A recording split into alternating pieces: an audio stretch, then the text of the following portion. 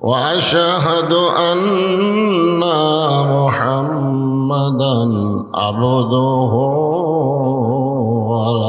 ورسوله الذي أرسل رسوله بالحق بشيرا ونذيرا وداعيا إلى الله بإذنه وسراجا منيرا فقد قال الله تعالى في كلامه المجيد والفرقان الحميد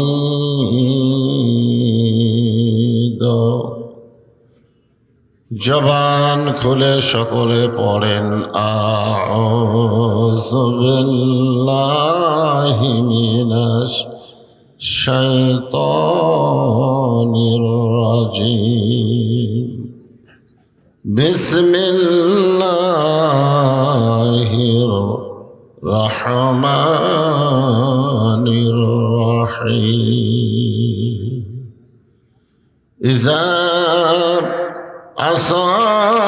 أصابتهم مصيبة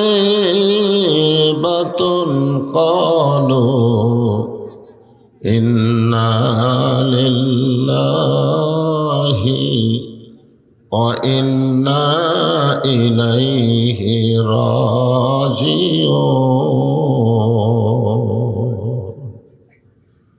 أولئك عليهم صلوات من ربهم ورحمة أولئك هم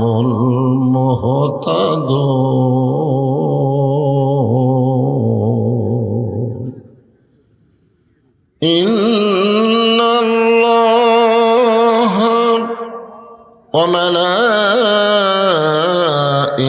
وملائكته يصلون على النبي يا أيها الذين آمنوا صلوا عليه وسلموا تسليما اللهم صل على محمد وعلى آل محمد كما صليت على إبراهيم وعلى آل إبراهيم إنك حميد مجيد اللهم بارك على محمد وعلى آل محمد كما باركت على إبراهيم وعلى آل إبراهيم إنك حميد مجيد مشرق حب محمد সকলে বলি সাল্লাল্লাহু আলাইহি ওয়াসাল্লাম মতলায়ে দীওয়ানি মা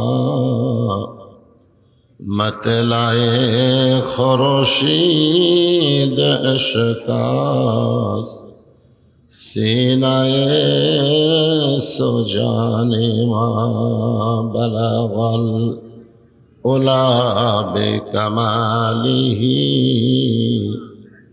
কশাফাদ দুজা বিজামালিহি حسنت جميع خصاله صلوا عليه وآله اللهم آمين জান্নাতের বাগান থেকে জান্নাতি মানুষদেরকে নিয়ে আমি গুনাহগার তোমার রহমতের দরজায় দুখানা হাত তুলেছি আল্লাহ।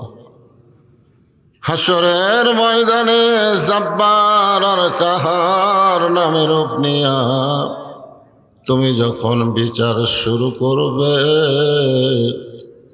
তোমার সামনে দাঁড়ায়া সমস্ত নবীরা নাফসি নাফসি বলে কাঁদতে থাকবে। এমন কঠিন অবস্থা হাসরে হবে, সেদিন সমস্ত নবী তার উম্মতকে ভুলে যাবে, শুধু বলবে আল্লাহ আমার কি হবে, আমার কি হবে। একমাত্র দরদি নবী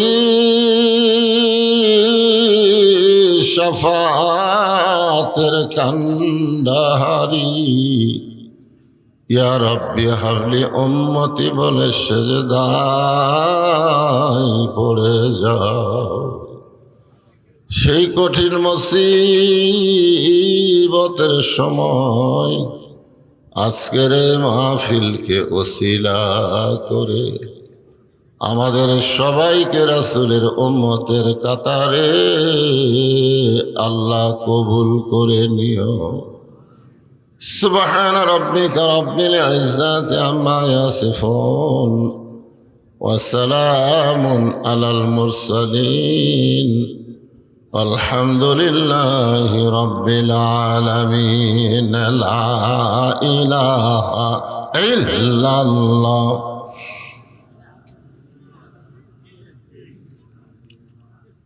সকলে আল্লাহর মহব্বতে জবান খুলে জিকির করেন লা ইলাহা ইল্লাল্লাহ।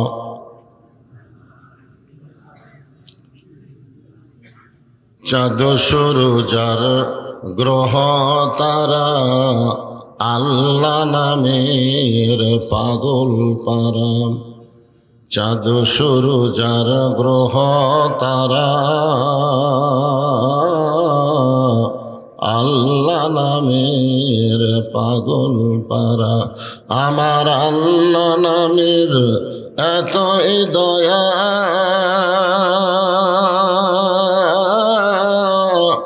আল্লাহ নামের এতই মায়া, লুকিয়ে রাখছেন হে আল্লাহ জোরে লা ইলাহা ইল্লাল্লাহ।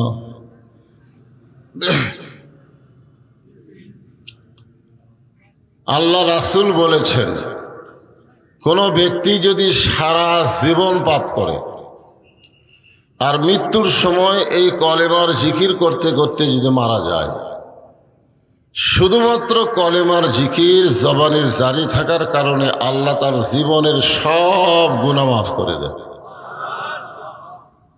এই জন্যে এই কলেমাকে বলা হয়েছে আফজালুল জিকির, লা ইলাহা ইল্লাল্লাহ, সবচাইতে উত্তম জিকির।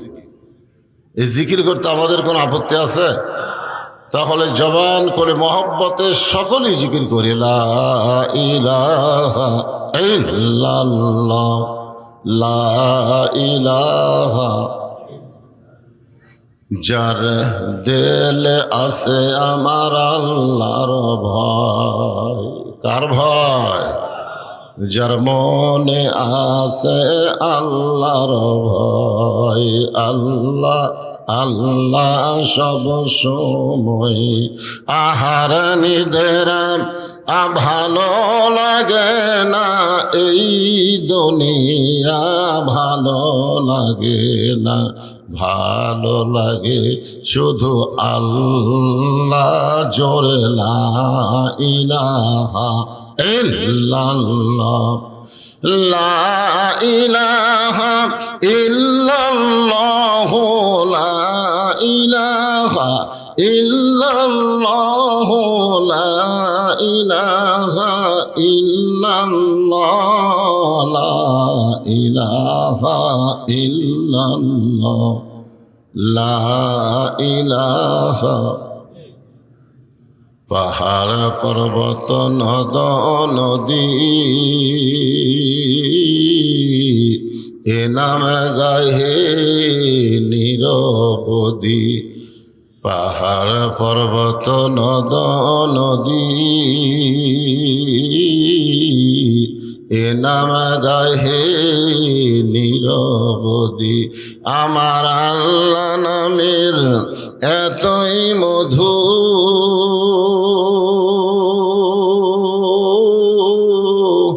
আল্লাহ নামের এতই জাদু, লুকিয়ে রাখছেন হে আল্লাহ জোরে লা ইলাহা ইল্লাল্লাহ।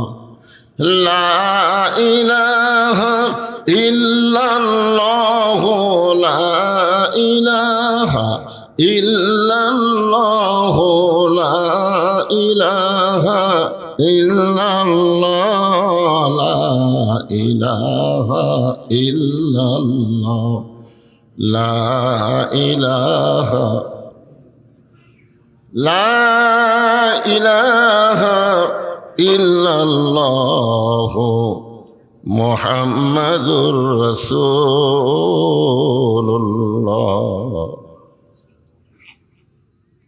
যুব সমাজের উদ্যোগে দ্বিতীয়তম বার্ষিক তাফসীরুল কোরআন এবং ওয়াজ মাহফিল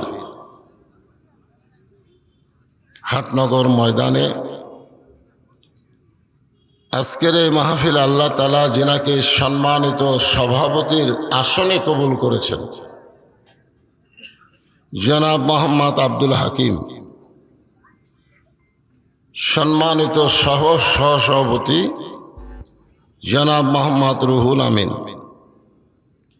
আজকের এই মাহফিলের সম্মানিত সভাপতি দ্বয়কে অন্তরের অন্তঃস্থল থেকে আমি শুভেচ্ছা জ্ঞাপন করছি। আজকের এই মাহফিলের সম্মানিত প্রধান অতিথি জনাব আলহাজ মোহাম্মদ আজহার আলী মণ্ডল, উপজেলা পরিষদের সম্মানিত চেয়ারম্যান, সম্মানিত বিশেষ অতিথিবৃন্দ, সকলকেই অন্তরের অন্তঃস্থল থেকে আমি শুভেচ্ছা জ্ঞাপন করছি। আজকের এই মাহফিলে সম্মানিত ওলামায়ে কেরাম, আপনাদের মাঝে মাঝে যে সমস্ত আলেম ওলামা বসে আছেন, ইতিপূর্বে যেনারা মঞ্চে আলোচনা করেছেন, আলেম ওলামা সহ আজকের এই মাহফিলের বক্তাগণকে অন্তরের অন্তঃস্থল থেকে আমি শুভেচ্ছা জ্ঞাপন করছি। এই মুহূর্তে আমার সামনে যারা বসে আছেন, দিনের বেলায় নানা ধরনের কাজকাম করে শরীরটা ক্লান্ত হয়ে গেছে, এরপরেও আল্লাহ তাআলা আপনাদেরকে আজকের মাহফিলে উপস্থিত হওয়ার তৌফিক দান করেছেন। আমি আমার অন্তরের অন্তঃস্থল থেকে আপনাদেরকে শুভেচ্ছা জ্ঞাপন করছি। সম্মানিত মা বোনেরা, পর্দার অন্তরালে বসে বসে যারা আলোচনা শুনতেছেন, তাদেরকেও শ্রদ্ধা জ্ঞাপন করে এই মুহূর্তে জানতে চাচ্ছি আপনারা সকলে কেমন আছেন? আলহামদুলিল্লাহ রাব্বিল আলামিন। যে আল্লাহ শারীরিক সুস্থতা দান করে মানসিক প্রশান্তি লাভের জন্য আজকের এই কোরআন কারিমের মাহফিলে কবুল করলেন, আমরা সে আল্লাহর ওপর খুশি না বেজার? তাহলে জবান খুলে সমস্বরে সকলে বলবো রব্বানা লাকাল হামদ হামদান কাসীরান তাইয়িবান মুবারাকান ফীহি। আমরা প্রশংসা করলাম কার? কেন করলাম? এমনি এমনি? আল্লাহর প্রশংসা করার পিছনে এক নম্বর কারণ হলো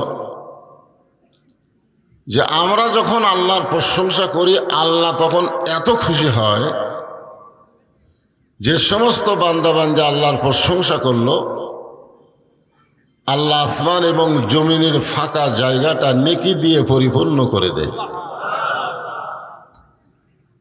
এই যে আপনারা সুবহানাল্লাহ শব্দটা উচ্চারণ করলেন, এই সুবহানাল্লাহ বলার সঙ্গে সঙ্গে আপনি বসে আছেন হাটনগর মাহফিলে, আর আপনার নামে আল্লাহ জান্নাতের বাগানে একটা গাছ রোপণ করে দিচ্ছে। যতবার সুবহানাল্লাহ বলবেন ততবার একটা করে গাছ হবে। সেই গাছ বাংলাদেশের ইউক্যালিপটাসের গাছ না, সেই গাছটা হলো এমন একটা ফলবান বৃক্ষের গাছ যার ছায়া অতিক্রম করতে একটা তাজা ঘোড়া দৌড় দিলে 500 বছর লাগবে। এ কথা শোনার পরেও যারা সুবহানাল্লাহ বললেন না, আপনারা কি ঠকলেন না জিতলেন? ঠকলেন না। হ্যাঁ, বিশ্বাসে মিলাই বস্তু তর্কে বহুদূর। আমরা অনেক সময় তর্ক করি যে এত বড় বড় গাছ যদি আল্লাহ সুবহানাল্লাহর বিনিময়ে লাগায় দেয় তাহলে জান্নাত কত বড়, এরকম অনেকে তর্ক করে। অনেকে বলে সারা জীবন পাপ করি আর সুবহানাল্লাহ বললি জান্নাতে গাছ হবে। আল্লাহ রাসূল বলেছেন, কোনো ব্যক্তি যত বড়ই পাপী হোক না কেন, তার জবান থেকে 3টা তাসবিহ যদি রহরহ প্রকাশ পায়, আল্লাহ রাসূল বলেছেন পাপী হওয়ার পরেও সে বেগুনা মাসুম হয়ে দুনিয়া থেকে বিদায় নেয়। 3টা তাসবিহ। এখন কয়টা? একটা হলো সুবহানাল্লাহ, একটা হলো আলহামদুলিল্লাহ, আর একটা হলো আল্লাহু আকবার। আপনারা বলেন তো, আমরা যত বড়ই পাপী হই আমাদের পাপের চাইতে আল্লাহর দয়া কম না বেশি? তো আল্লাহ যদি আমাদেরকে মাফ করে জান্নাত দেয়, আমাদের কোনো আপত্তি আছে? এই জন্য সুবহানাল্লাহ বলতে কোনো কৃপণতা করা যাবে না। আমরা আল্লাহর প্রশংসা করব এই কারণেই বেশি বেশি যে আল্লাহ তাআলা জন্মগতভাবে আমাদেরকে মুসলমানের ঘরে কবুল করেছে। এই দুনিয়াতে যত ধর্ম আছে, পৃথিবীতে বহু ধর্ম আছে না নাই? আপনারা বলেন সব ধর্ম কি ঠিক?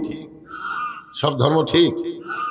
ধর্মের মালিককে সে আল্লাহ যদি বলেন ওয়ামান ইয়াবতাগি গায়রাল ইসলাম দীনান ফালাই ইয়াকবালা মিনহু, ইসলাম ছাড়া অন্য কোনো ধর্মকে যদি গ্রহণ করে আল্লাহ বলেছেন সেইটা কবুল করা হবে না। আল্লাহর এই কথার দ্বারা প্রমাণ হলো একমাত্র ধর্মের নাম কি? আর ইসলাম ছাড়া যত ধর্ম আছে সব ধর্ম হলো ভুয়া। জোরে বলেন সব ধর্ম কি? আরো জোরে বলেন ভুয়া। ভুয়া। আসল ধর্ম কিন্তু একটাই। আর ভাগ্যগুণে আমরা সেই ধর্মের ভিতরেই মুসলমানের ঘরে জন্ম নিবার পারছি। খুশি না বেজার?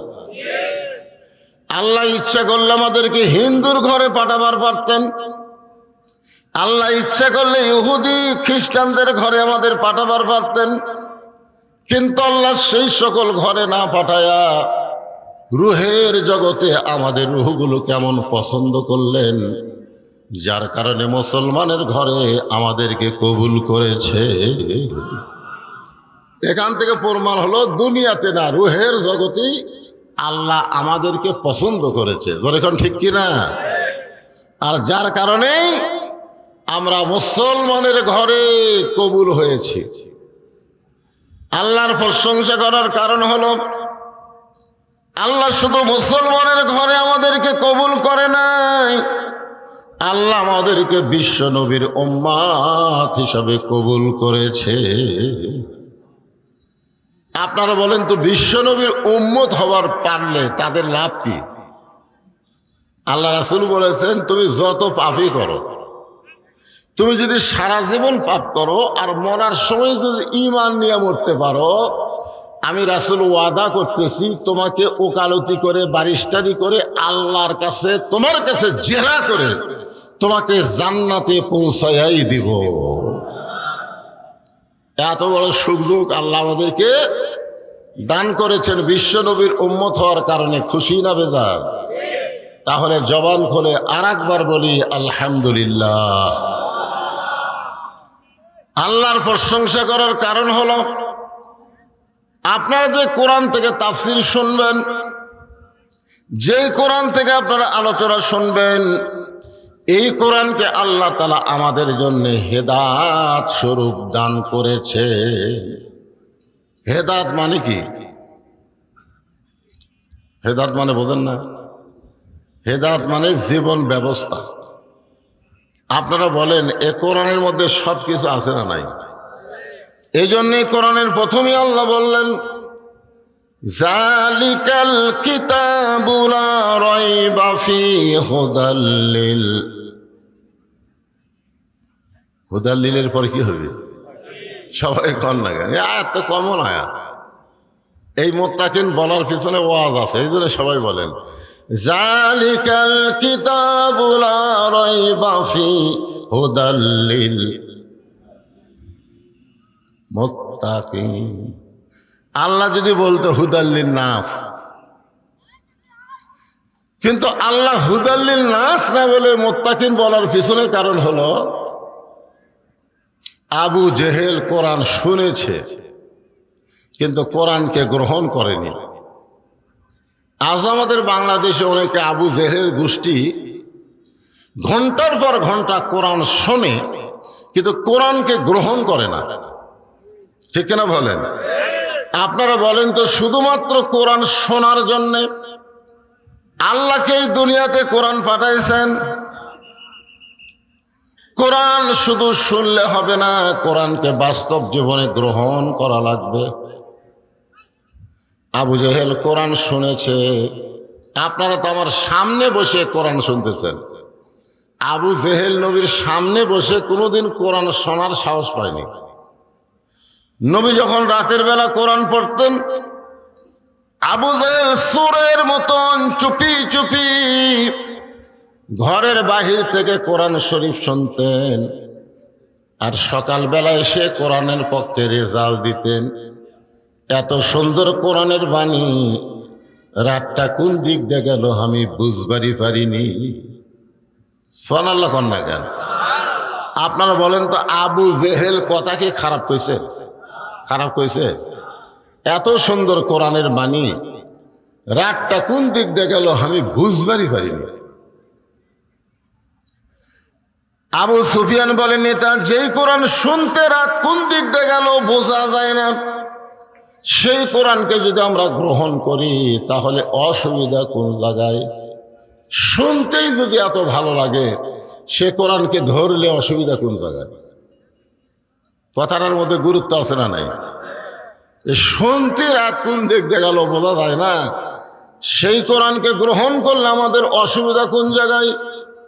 আবু জেহেল বলে আবু সুফিয়ান, কোরআনকে যদি গ্রহণ করি তাহলে তোর আমার নেতৃত্ব চলবে না, আসল নেতা হয়ে যাবে আব্দুল্লাহ এতিম পোলা। কারণ কোরআনকে গ্রহণ করলে বাংলাদেশে কোনো ভুয়া নেতা থাকবে? আমাদের বাংলাদেশে যেই নেতাগুলো আছে এরা কি আসল নেতা না ভুয়া নেতা? আরো জোরে বলেন, কি জোরসে বলেন? ভুয়া। ভুয়া ভুয়া একটা শব্দ বাংলাদেশে ভাইরাল হয়ে গেছে, ভুয়া। আমাদের বগুড়ার হিরো আলম যখন 21-এর বই মেলায় গেছিল, তখন ওই 21-এ বই মেলার ছেলেরা তাকে বলছে ভুয়া ভুয়া ভুয়া ভুয়া। কি বলছে? ভুয়া ভুয়া। আবার যখন মোস্তাক আহমদ তার একটা চেংড়ি বউকে নিয়ে গেল, মোস্তাক আহমদের নাম শুনেছেন? বুড়া, ওই বিয়ে করছে একটা চেংড়ি, 7-5 পাশের একটা মেয়েকে বিয়ে করছে। যদি মোস্তাক আহমদ তার বউকে বোরকার মধ্যে রাখতো তাহলে কিন্তু ভুয়া ভুয়া শব্দ শোনা লাগতো না। জোরে কোন ঠিক কিনা? কারণ বোরকার মধ্যে যখন কোনো মেয়ে মানুষ থাকে ওই বুড়ি না ছড়ি বাইরে থেকে বোঝা যাবে। কিন্তু মোস্তাক আহমদ বউটাকে বোরকার মধ্যে না রেখে বেপরদা ভাবে যখন 21-এর বই মেলায় গেল, ওই বুড়োর সঙ্গে ওই ছুড়িরে মানুষ পছন্দ না করে ভুয়া ভুয়া ভুয়া ভুয়া শব্দ উচ্চারণ করলো। আর একটা নেতা আছে বাংলাদেশে, যেই নেতা বিসমিল্লাহ ঠিক মতো কভার পারে না। বিসমিল্লাহ কোতে কি কয়। ওই নেতা যখন বাংলাদেশের বই মেলায় গেল, তখন ওই নেতাকেও ভুয়া ভুয়া শব্দ বলে তাকে তাড়াইয়া দিল। এখন আমরা আজকে বলবো ভুয়া শব্দটা আল্লাহর কোরআন অনুযায়ী যেই নেতারা চলবে না, মানুষের তৈরি মতো যেই নেতারা চলে, এরা কি আসল নেতা না ভুয়া নেতা? ভুয়া নেতা। তো ভুয়া নেতা কতদিন চলবে? যতদিন মানুষ কোরআন শুনবে, কোরআনকে গ্রহণ করবে না।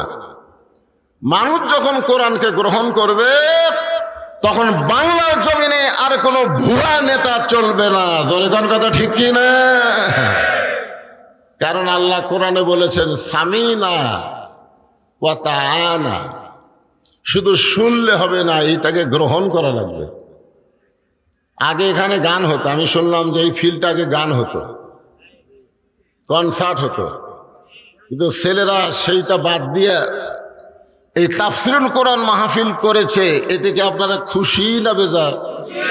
তাহলে জবান খুলে আর একবার বলি আলহামদুলিল্লাহ।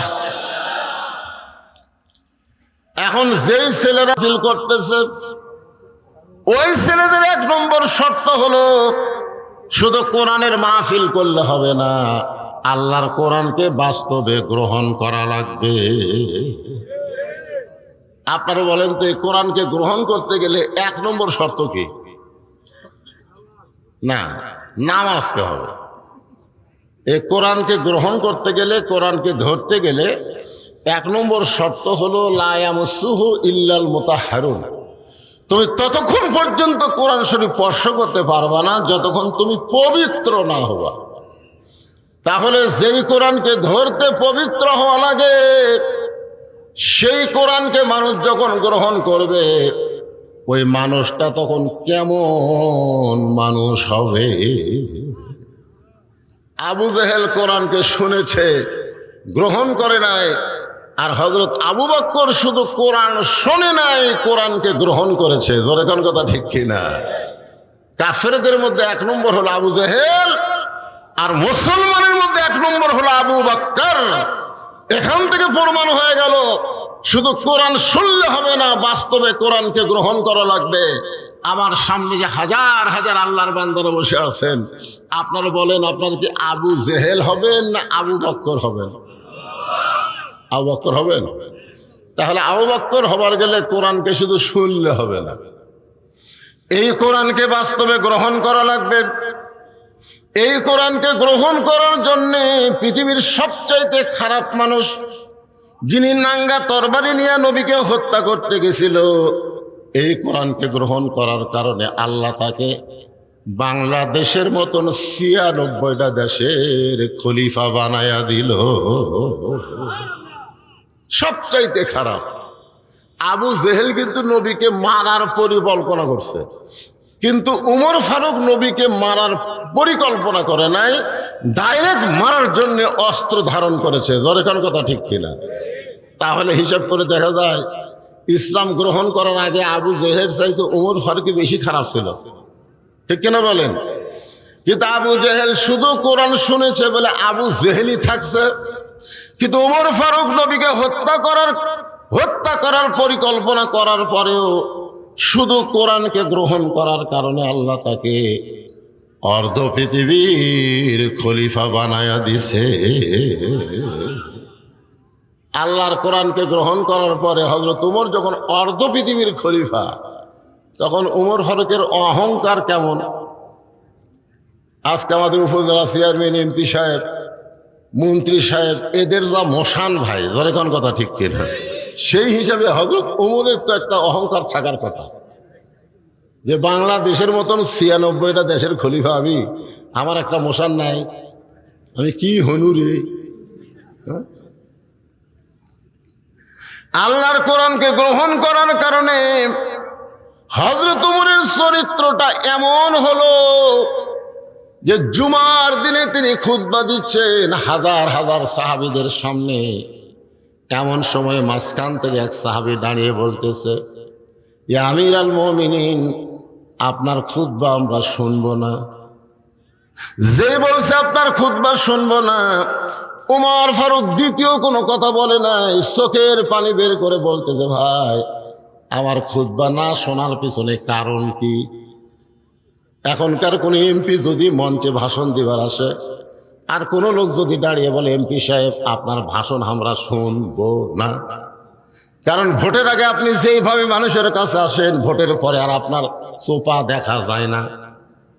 এইরকম কথা যদি কেউ কয়, আপনি বলেন তো এমপি কিছু বলার আগে এমপির চামচা ওকে সাইজ করবে, যখন ঠিক কিনা? আর উমর ফারুককে যখন বলতেছে আপনার খুতবা আমরা শুনবো না, উমর ফারুক চোখের পানি বের করে বললেন, আমার অপরাধ কি? বলে, আপনার অপরাধ হলো আমাদেরকে খাটো পাঞ্জাবি দিয়া আপনি লম্বা জুব্বা পরে খুতবা দিচ্ছেন। আমাদেরকে খাটো পাঞ্জাবি দিয়ে আপনি লম্বা জুব্বা পরে খুতবা দিবেন। যতক্ষণ লম্বা জুব্বার কাহিনী না বলবেন, ততক্ষণ আমরা আপনার খুতবা শুনব না। বাংলাদেশের টাকা কি কানাডাত পাচার করছে নাকি? হ্যাঁ, বাংলাদেশের টাকা কি কানাডাত গেছে? কানাডাত এখন বেগম পাড়া হচ্ছে, দরকার কি পাড়া? আমাদের বাংলাদেশের অনেক সম্পদ অনেক নেতারা বিদেশে পাঠায় দিছে, আর হযরত ওমর কোনো সম্পদ পাচার করে নাই, খালি জুব্বাটা লম্বা হচ্ছে। তাতেই বলতেছে ভাষণ মন্দ, আগে বলে লম্বা জুব্বা হওয়ার কারণ কি? উমর ফারুক যখন ছোট বাচ্চার মতন কান্দে, এমন সময় আব্দুল্লাহ ইবনে উমর 6 লক্ষ হাদিসের হাফেজ, 30 পারা কোরআনের হাফেজ, জোরে কান সুবহানাল্লাহ। উমর ফারুকের সন্তানের যোগ্যতা কি? 6 লক্ষ হাদিসের হাফেজ, 30 পারা কোরআনের হাফেজ। তাহলে এত বড় নেতার সন্তান কোন লাইনে লেখাপড়া করছে? এ কথা কর না কেন, কোন লাইনে পড়ছে?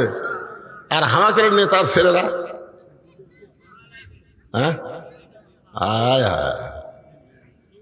6 লক্ষ হাদিসের হাফেজ, 30 পারা কোরআনের হাফেজ। বাবার পাশে দাঁড়ায় বলতেছে, রে নবীর সাহাবীরা, তোমরা খাটো পাঞ্জাবি হলেও তো নতুন কাপড় পরে নামাজ পড়তে এসেছ। আমার পরনে দেখো, আমার পরনে নতুন কোনো কাপড় নাই। ওসমান গনি বলে, আব্দুল্লাহ, আজকে জুমার দিনে নতুন কাপড় না পরে তুমি পুরাতন কাপড় পরলে কেন? আব্দুল্লাহ বলতেছে, আমি যদি নতুন কাপড় পরে নামাজ পড়তে আসতাম, তাহলে আমার বাবার জুব্বা লম্বা হতো না। আমি যদি নতুন কাপড় পরে নামাজ পড়তে আসতাম, তাহলে আমার বাবার জুব্বা কি হতো না? দুনিয়ার সবাই যখন ঘুমায়, তোমরাও যখন ঘুমাও রে নবীর সাহাবীরা, আমার বাবা যেদিন থেকে খেলাফতের দায়িত্ব পাইছে, সেদিন থেকে আমার বাবা আর ঘুমাই না। যখন এমপি বানানো হয়, মন্ত্রী বানানো হয়, তখন সে জনগণের খাদেম হয়, তার ঘুমানোর কোনো সময় থাকবে না, জনগণের খেদমত করার টেনশনে। জোরে কোন কথা ঠিক কি না? আব্দুল্লাহ বলতেছে, একদিন গভীর রাত্রে চেতন পাইয়া আমি দেখলাম আমার মা দরজার পাশে দাঁড়িয়ে আছে। আমি মাকে বললাম, মা আপনি দরজার পাশে দাঁড়িয়ে আছেন, আপনি কি ঘুমাবেন না? আমার মা বলে, আব্দুল্লাহ রে, তোর বাবা বাড়ি থেকে বের হয়ে গেছে। তোর বাবা বাড়ি থেকে বের হয়ে গেছে মানুষের দুঃখ কষ্ট দেখার জন্যে। তোর বাবা যতক্ষণ বাড়িতে না আসবে, আমি তোর মা ততক্ষণ ঘুমাতে পারবো না। রাতের বেলা মানুষের দুঃখ কষ্ট দেখে অর্ধ পৃথিবীর খলিফা। হঠাৎ দেখতে পাই মরুভূমির মধ্যে কে যেন তাঁবু টাঙ্গাইছে। তাঁবুর মধ্যে 2টা বাচ্চা মা মা বলে কাঁদতেছে, আর মা বলতেছে, গোস্ত সিদ্ধ হলেই তোমাদেরকে খাবার দিব। উমর ফারুক চমকে গেলেন, মদিনার জমিতে তাঁবু টাঙ্গাইছে, এটা কোন মহিলা? আর বাচ্চা দুরা খাবার জন্য কান্দে, এখন পর্যন্ত মার গোস্ত সিদ্ধ হয় না। দম্বার গোস্ত হলে বড় জোর ৮ ঘন্টা লাগবে, উটের গোস্ত হলে বড় জোর ১ ঘন্টা লাগবে। এত গভীর রাত হয়ে গেল, এখন পর্যন্ত সিদ্ধ হয় না।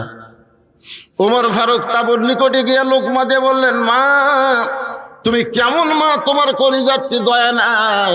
তোমার সন্তানগুলো ক্ষুধার জ্বালায় কান্দে, আর এখনো পর্যন্ত তোমার গোস্ত সিদ্ধ হয় না।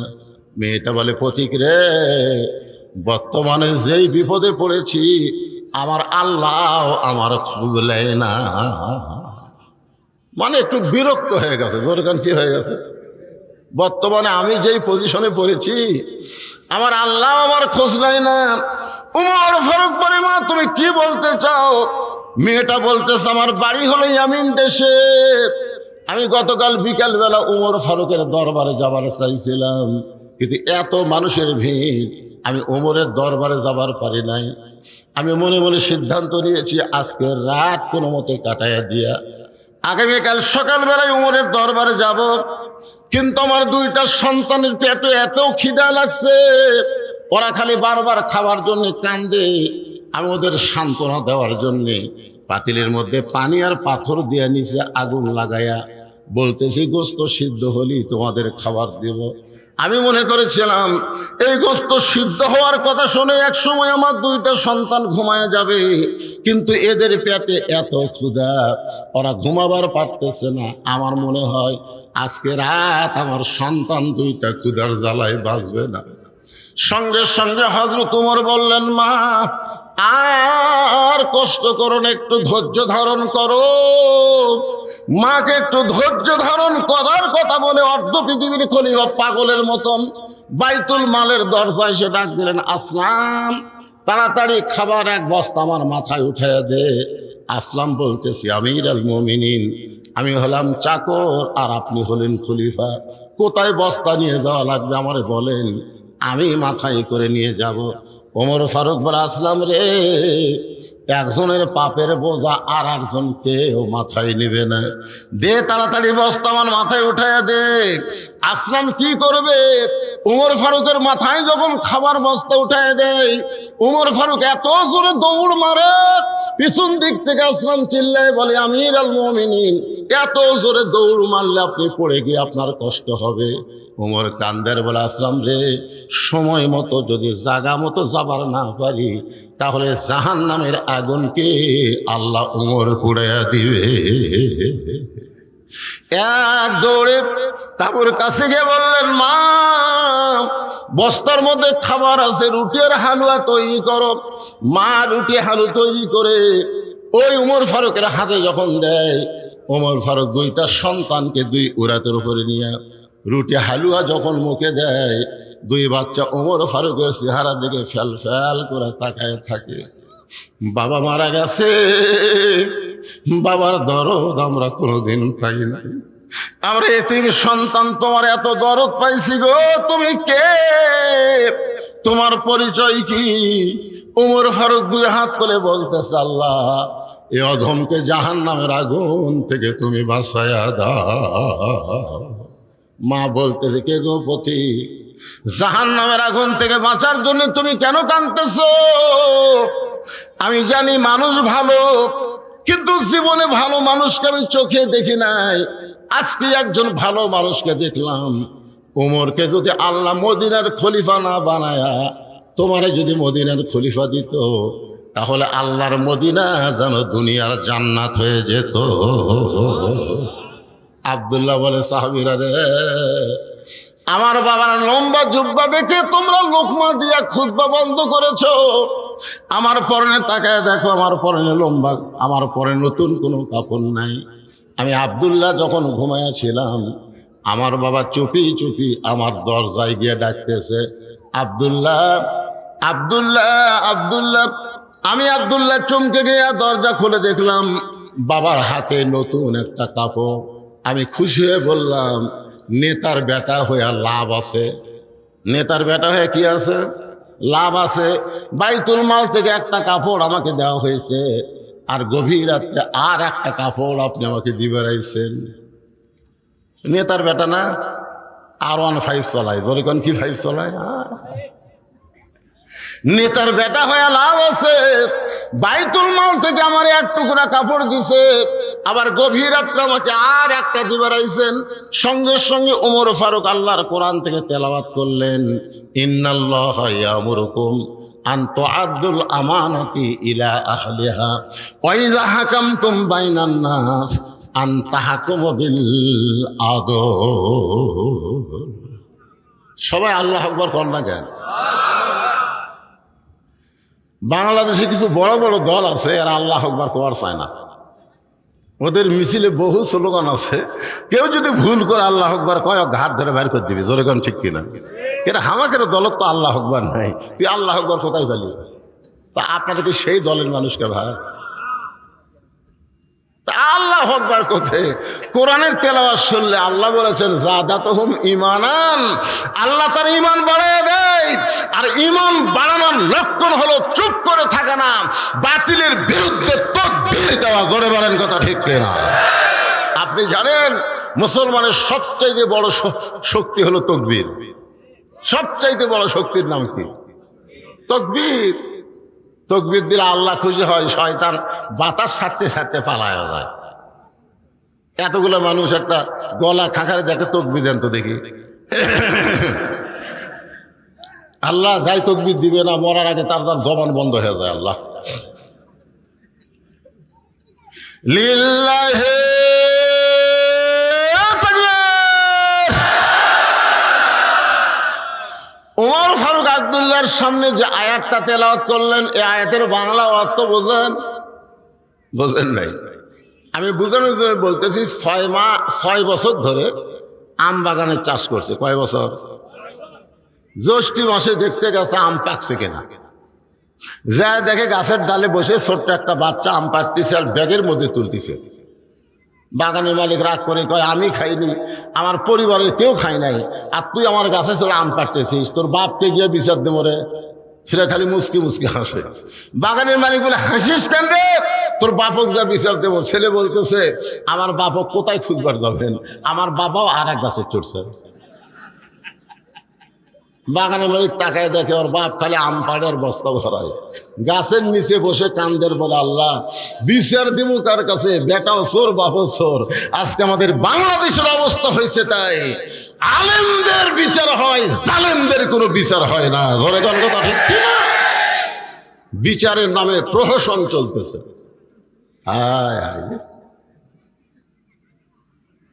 কোনো দোষ নাই, ডান্ডা বাড়ি লাগে আলেম কোর্টে হাজির করে, মনে হয় মার্ডার করছে, মানুষ খুন করছে। হ্যাঁ, একটু মনোযোগ দিয়ে শুনবেন। ওমর ফারুক বলেন, আব্দুল্লাহ, এই জামাটা আমার ভাগে পড়ছে বাজান, এই জামা পরে আমি আগামীকাল খুতবা কেমনে দিব? এত ছোট জামাই কি খুতবা দেওয়া যায়? তোর কাপড়টা আমাকে দান করে দে, তোর কাপড় আমার কাপড় একত্র করে আমি একটা লম্বা জুব্বা বানায় খুতবা দিবার চাই। আব্দুল্লাহ বলতেছে, গভীর রাত্রে আমার কাপড়টুকু আমার বাবাকে দান করার পর আমার কাপড় আর বাবার কাপড় একত্র করে বাবা লম্বা জুব্বা বানায় খুতবা দেয়। এখন বলো খুতবা শোনা যায় কি না যায়? সমস্ত মুসলমান চিল্লায় বলতেছে, আল্লাহর কোরআনকে গ্রহণ করলে আর কোরআন অনুযায়ী যদি রাষ্ট্র চলে, এমন নেতাই জনগণ দেখতার পায়। আজকে আমাদের বাংলাদেশে আল্লাহর কোরআন খালি ওয়াজের মধ্যে আছে, সমাজের মধ্যে কোরআন না থাকার কারণে আজকে আমরা ভালো নেতা চোখে দেখতে পাচ্ছি না। জনগণ কথা ঠিক কিনা? আপনারা কি মনে করছেন এই কোরআনকে খালি শোনার জন্যে? আল্লাহ বলেছেন, সামিনা আতানা। হযরত ওমর আল্লাহর কোরআনকে গ্রহণ করার পরে তিনি কেমন একজন মহামানব হলেন, তার জীবনের সামান্য একটা অংশ আপনাদের শোনাই। ছদ্মবেশে মদিনার অলি গলি ঘুরতেছেন, হঠাৎ হযরত ওমর দেখতে পায় দুই পাহাড়ের মাঝখানে একটা গিরিপথ। ওই গিরিপথের মধ্যে সুন্দরী একটা মেয়ে ধীর গতিতে হেঁটে হেঁটে চলতেছে। মেয়েটার সামনেও কোনো মানুষ নাই, পিছনেও কোনো মানুষ নাই। ওমর ফারুক বললেন, আল্লাহ তোমার দুনিয়াতে এত সুন্দরী একটা মেয়ে। সুবহানাল্লাহ কন্যা। ওমর ফারুক বললেন, আল্লাহ তোমার দুনিয়ায় এত সুন্দরী একটা মেয়ে। অনেক যুবক চিন্তা করতেছে, ওমর ফারুক মেয়েটার চেহারা দেখে সুন্দরী বলতেছে, কোরআন দিয়ে যখন দেশ চলবে তখন মেয়েদার চেহারা দেখে সুন্দরী বলবে না, মেয়েদার আপাদ মস্তক আল্লাহর আইন পর্দা যদি থাকে তাকেই আল্লাহর ইসলাম সুন্দরী বলবে। আপনাদের কাছে, যুবকদের কাছে আমার একটা প্রশ্ন হলো, তোমরা একটু বুঝাশোনা বলবা। আমি যে বলবো পর্দানিশী নারী যারা, তোমরা বলবা বিশ্ব সুন্দরী তারা। বলতে পারবে না? আজকে আমাদের যুবকদের চরিত্র নষ্ট করার পিছনে পরিমণির মতন কিছু বেহায়া নারী আছে। জোরে জন কথা, ঠিক কথা কন না? একটা নারী ইচ্ছা করলে গোটা বাংলাদেশের যুবকের স্বপ্ন দোষ করে দেবে। স্বপ্ন দোষ কি মনে করতেছে? আজকে আমাদের যুবকেরা ইন্ডিয়ান হারবাল খোঁজে, ইন্ডিয়ান হারবাল। দেওয়ারা যা খোঁজে, চিকন কিভাবে মোটা হবে। হ্যাঁ, আমি যুবকদের বলি, কোন বেপরদা নারীকে তোমার মন করে জায়গা দিও না। কোন বেপরদা নারী কোন নারী না, ও হলো পুরোপুরি বেশ্যা। জোরে বলেন কথা, ঠিক কিনা? এই জন্য সবাই স্লোগান দেবেন, আমার মায়েরা পর্দার অন্তর আছে না নাই? যখন আছে না নাই, একটা সঠিক স্লোগান দেবেন। আমি যেই বলবো পর্দানিশী নারী যারা, আপনার বলবেন বিশ্ব সুন্দরী তারা। পর্দানিশী নারী যারা। আর যেই বলবো বেপর্দা নারী যারা, আপনার বলবেন শিলা কলা তারা। বেপর্দা নারী যারা। আচ্ছা, একই গাছের কলা, এক গামলায় শোষাওয়ালা, এক গামলায় শিলা। আপনার বলেন তো টেকা দিয়ে কোনটা কিনবেন? কলালা বলতে তো ভাই একই গাছের ভাই, তুই কি কলা শিলা খাস না? শিলাই তো খাই, তাকে থেকে শিলা আছে, খালি লিবু আর খাবো। তখন খরিদ্দার বলতে তো ভাই তুই আমি পাগলা ভাবছো, আমি খাওয়ার আগেও খাসে। কলালা বলতেছে আল্লাহর শপথ কেউ খায়নি। ধুলা খাসে, মশা খাসে, মাছি খাসে, এটা কি আর খাওয়ার উপযুক্ত আছে? বেপর্দা নারী যারা, ব্রয়লার মুরগি তারা। জোরে বলেন কথা, ঠিক কিনা? সমাজের মধ্যে সবচাইতে খারাপ হলো বেপর্দা নারী।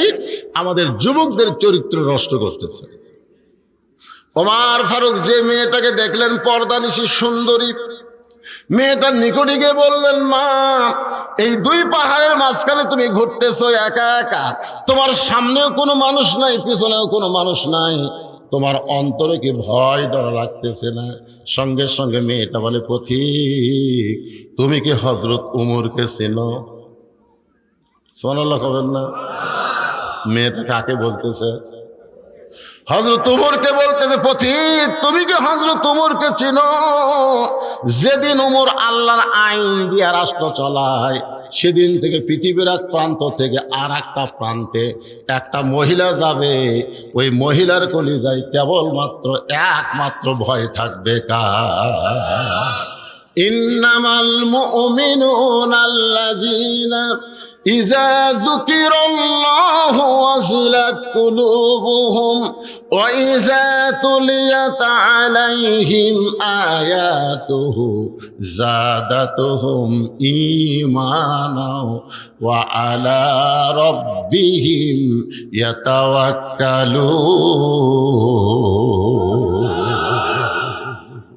সেদিন ষোড়শী নির্জন পথে যাবে, কোনো জন কটু কথা কবে না।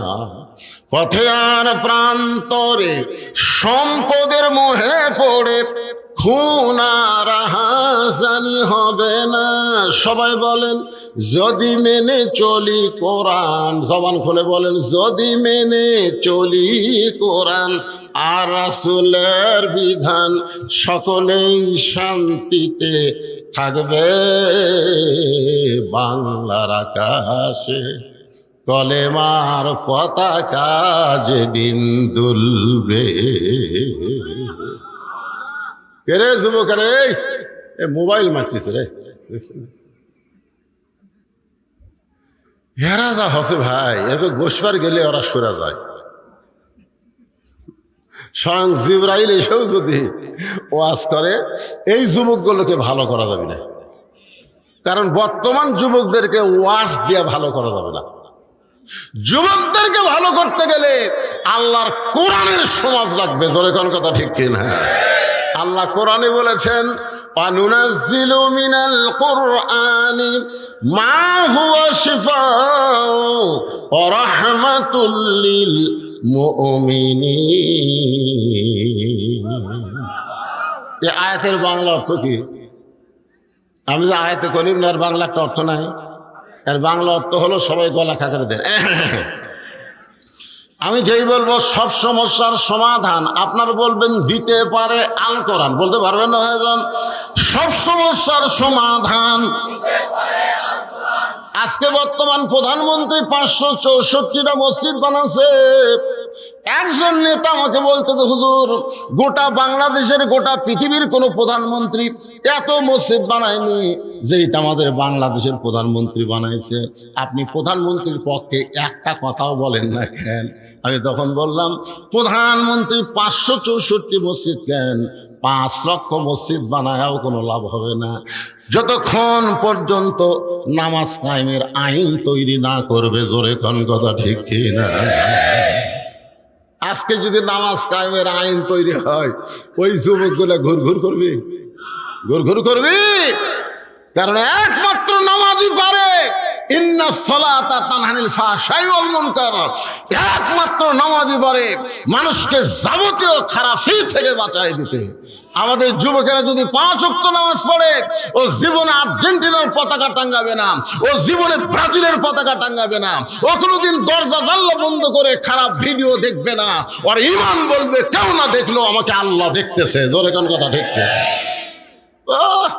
আজকে নামাজ কায়েমের আইন নাই, মসজিদ বানাচ্ছে। সবাই খালি যায় আর দেখে, মডেল মসজিদ রে, মসজিদ দেখার জন্য। একটু মনোযোগ দিয়ে কথাগুলো শুনবেন। ওমর ফারুক বলতেছেন, মা এই নির্জন পথে তুমি ধীর গতিতে চলতেছো, তোমার চলার সাইজ দেখে আমার মনে হয় তোমার মধ্যে কোনো দুঃখ কাজ করতেছে। মেয়েটা বলতেছে, পথিক আমি আসলেই একজন দুঃখী নারী।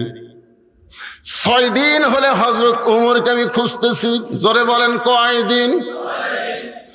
6 দিন হলে হযরত উমরকে আমি খুঁজতেছি। ওমর ফারুক বলে, মা তুমি কি পাগলি হইছো নাকি? ওমর হলো অর্ধ পৃথিবীর খলিফা। ওমরকে যদি খুঁজবার চাও তাহলে বঙ্গভবনে যাও, রাষ্ট্রীয় ভবনে যাও, গণভবনে যাও, সংসদ ভবনে যাও। এইগুলা ভবনে না যায় তুমি 2 পাহাড়ের মাঝখানে উমরকে খুঁজতেছ। উমর কি উডুম্বা নাকি? মেয়েটা বলে, পথিক রে তুমি জানো না, আল্লাহর কোরআন দিয়ে যখন রাষ্ট্র চলবে তখন নেতা খোঁজা লাগবে না, নেতারাই দুঃখী মানুষকে খুঁজে বেড়াবে। আপনারা বলেন তো, এই কোরআন দিয়ে যখন বাংলাদেশ চলবে তখন নেতা খোঁজা লাগবে? নেতারাই দুঃখী মানুষকে খুঁজবে। আর আমাদের বাংলাদেশের নেতারা ভোটের আগে খোঁজে, ভোট গেলে আর খোঁজে না। জোরে কোন কথা ঠিক কিনা? আমার এক নেতা রাস্তা দিয়ে গাড়ি নিয়ে যাচ্ছে, যাওয়ার সময় দেখে ফকির আসতেছে, তো ড্রাইভারকে বলতেছে ব্রেক কর। তো ড্রাইভার বলে, স্যার কেউ তো নাই। আরে ব্রেক কর। নেতা গাড়ি থেকে নামে ফকির সালাম দিচ্ছে, আসসালামু আলাইকুম চাচা, কেমন আছেন? ফকির খালি চারিদিকে তাকায়। নেতা বলে, কি দেখেন? বলে, তুমি কাকে সালাম দিলে বাবা? বলে, আপনাকে দিলাম, আমি ভিক্ষা করে খাই। কয়, ভোটের আগে আপনিও তো আমিও তাই। আয় নেতার চরিত্র রে, ভোটের আগে ফকিরও তো আমিও তাই। আর ভোট পাওয়া যখন এমপি নেতা হয়ে যায় তখন আর নেতার নাগাল পাওয়া যায় না। ধরে কোন কথা ঠিক কিনা? মেয়েটা বলতেছে, পথিক আমার ঈমান বলতেছে 6 দিন হলে হযরত উমরকে আমি খুঁজতেছি, আর 1-8 দিনের মধ্যেই হযরত উমরকে আমি পেয়ে যাব। আপনারা বলেন তো, মেয়েটা উমরকে পাইছে কি পাই নাই? উমর ফারুক চোখের পানি বের করে বলে, মা তুমি যে উমরকে খুঁজতেছো আমি হইলাম সেই উমর। সঙ্গে সঙ্গে মেয়েটা বলতেছে, তাহলে আপনি চোরের মতন একা একা কেন ঘুরতেছেন? আপনার কি কোনো চামচা নাই? আপনি বাংলাদেশের মতন কয়টা দেশ, কথা কনা কয়টা, 96টা দেশের রাষ্ট্রপতি, আর আপনি একা একা চোরের মধ্যে ঘুরতেছেন। আপনার র্যাব নাই, আপনার পুলিশ নাই, আপনার চামচা নাই। আজকে আমাদের নেতারা যখন ঘরে দেখবেন আগে পুলিশের গাড়ি, পিছনে পুলিশের গাড়ি, ধরে কোন কথা ঠিক কিনা? পুলিশ মনে হয় জনগণের না, পুলিশ হলো নেতার। তা আপনি অর্ধ পৃথিবীর খলিফা হইয়া একা একা ঘুরতেছেন, আপনার কি কোনো চামচা নাই? আপনার অন্তরে কি কোনো ভয় ডর নাই? আপনাকে কেউ যদি হত্যা করে, ওমর ফারুক বললেন, ওয়া আলা রাব্বিহিম ইয়াতাওয়াক্কালুন, আমার চামচা লাগবে না, আমার বডিগার্ড লাগবে না, আমার আল্লাহ আমার হেফাজত করবে। ওমর ফারুক বললেন, না এখন বলো তোমার দুঃখ কি? কি দুঃখে তুমি 6 দিন হলে আমাকে খুঁজতেছ? একটু মনোযোগ দাও, আপনাদের শোনা লাগবে।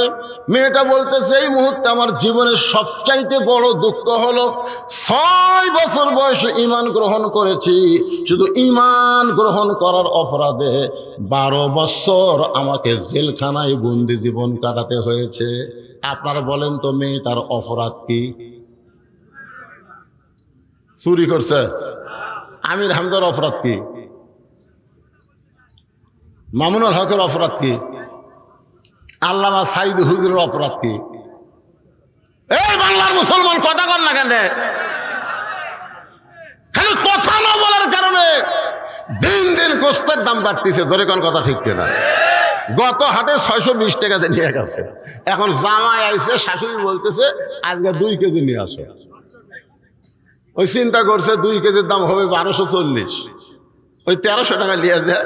2 কেজি গোস্ত ব্যাগত টাকা 1300 দিছে। কষাই বলতেছে ভাই আরো 100। তোর কে ভাই, গত হাটে নিলাম 620। কেউ বুঝতেছেন না, দিন দিন দাম বাড়তেছে। মানুষ কথা কয় না, আমরা ইচ্ছা মতো দাম বাড়াই, মানুষ কিছুই কয় না। তখন ওই লোকটা আস্তে করে গোস্তের টোপলা থুয়ে চাকে দেখে কষায়ের কাছে দাও আছে, খপ করে দাওটা লিছে, লিয়া যে খাটা গোস্ত কাটে ওই খাটে মারছে, লাঠি মারে ওর ঘাড়ের উপর দাও ধরে বলতেছে, এখন বল কত করে কেজি, বল কত করে কেজি। কষাই বলতেছে আপনি যা দেবেন তাই, আপনার কাছে কোনো দর নেই। তার মানে বোঝা গেল অন্যায়ের বিরুদ্ধে মাঝে মধ্যে ঘাড়ের উপরে দাও ধরার দরকার আছে না? জোরে কেন আছে না? চোর চুরি করে নিয়ে যাচ্ছে, আর উনি বলতেছে ইন্নাল্লাহ মা সাবিরিন, ইন্নাল্লাহ মা সাবিরিন, ধৈর্যশীলদের সঙ্গে আল্লাহ আছে। চোরের সাথে মারামারি করে কি হবি ভাই? উই নিয়ে যা করে আমি আবার করবো রে। গোটা বাংলাদেশ চুরি করে সব পাচার হয়ে গেল, আর বাংলার জনগণ কোনো কথা বলে না। জোরে কোন কথা হেঁকে কথা বলে না। কোরআনের মাহফিলে এসে যদি আপনার ঈমান না জাগে, তো কোন জায়গায় গিয়ে জাগবে? কথা বলার দরকার আছে না নাই? জোরে করে আছে না নাই? একটু মনোযোগ দিয়ে শুনবেন। মেয়েটা বলতেছে, আমার জীবনের সবচাইতে বড় দুঃখ হলো আমি 6 বছর বয়সে ঈমান গ্রহণ করছি। এটা আবার কি দিতে পারে? প্রধান অতিথি হিসেবে আইছে, প্রধান অতিথি আসার আগে এখন বলবেন না প্রধান অতিথির আগমন,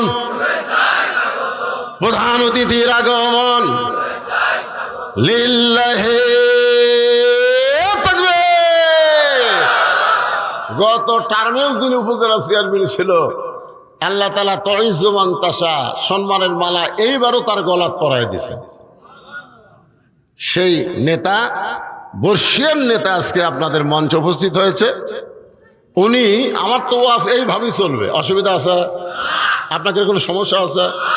তো এখন নেতা মানুষ, তো আমার ওয়াজ চলবে তো অনেক রাত, কারণ আমি ঘড়ি ধরে ওয়াজ করি না, চলতেই থাকবি। জোরে ঘন্টা তাই বলে মনে করেন না যে ফজর বন্ধ হবে। হ্যাঁ, এই যেগুলো চ্যাংড়া ফ্যাংড়া খারাপ হয়ে এরকম ওর মন খারাপ হয়, কেন বসিস না কেন? তোরা কি পেশাব করে পানি লিস নি কেবা?